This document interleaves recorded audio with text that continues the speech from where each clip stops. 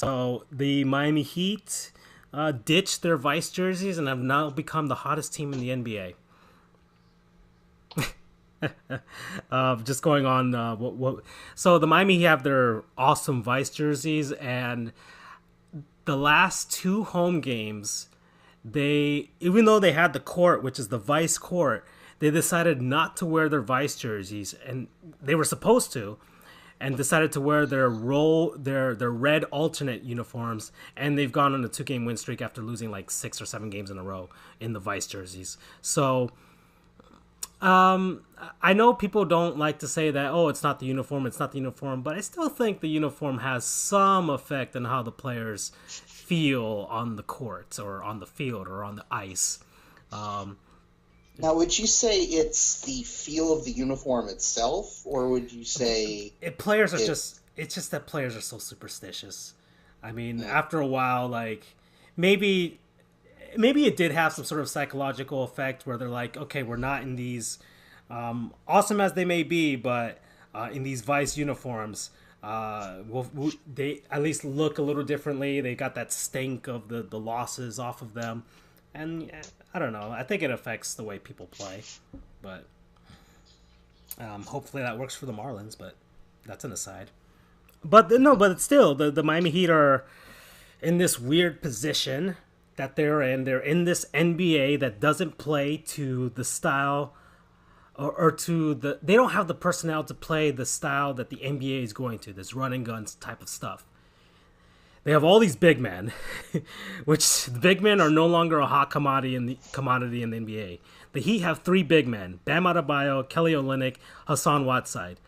They're all perfectly serviceable players. Okay, Adebayo's has good potential. Olynyk is a good solid player, and Hassan Whiteside is a rebound and shot blocking machine. Okay, but they're just not going to be the centerpiece of an offense in this NBA that's run and gun, shoot, shoot, shoot. The Heat just don't have the personnel for it, and they don't have a team that can dictate the pace of a game. That's the struggle that they have right now. They have to play to the style of the team that they're facing.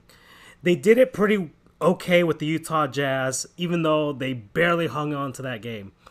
They did it okay with the New Orleans Pelicans. The same thing. They're just hanging on for dear life with what they've got.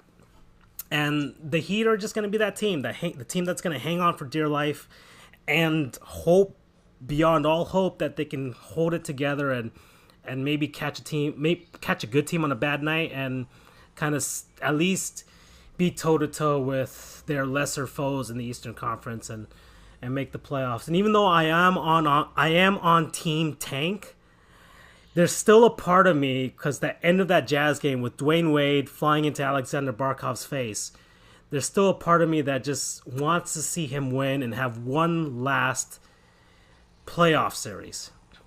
So I'm kind of torn between the two of tanking and getting the eighth seed in the Eastern Conference and at least having four more games for Dwayne Wade to go out on.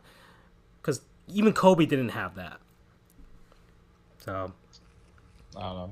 I'll chime in real quickly on that one. I think we talked about last week, and it's going to be a recurring theme throughout the season for the Heat. They're too good to be bad, but too bad to be good.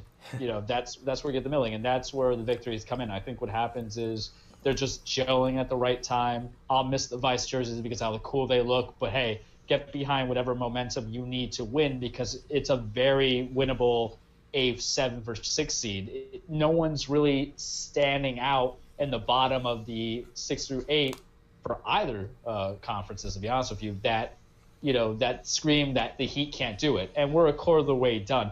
By like January, midway January, you'll probably get an idea if it's over or not, or it's over or, we can continue.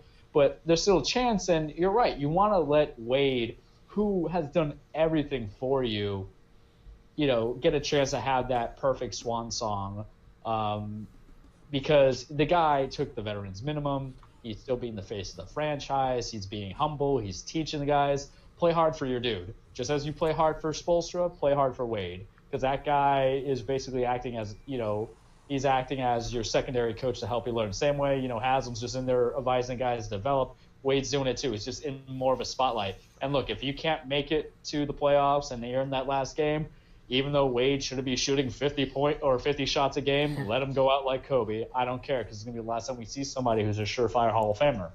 Mm-hmm. Okay. Well, for the Heat, you mean? Yeah, for the Heat. Gotcha. Yeah.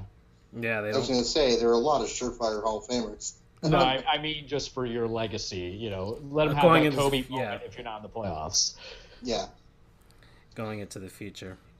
Sorry that I've been all quiet and everything. It's just I barely follow the NBA. That's fine, dude. That's we have our things. Kind of like how I held back on the college football talk because I'm, outside of FSU, which I don't really follow like a hardcore. I'm not watching every single game. But we all have our wheelhouses there. Okay, so I think that's enough for the NBA.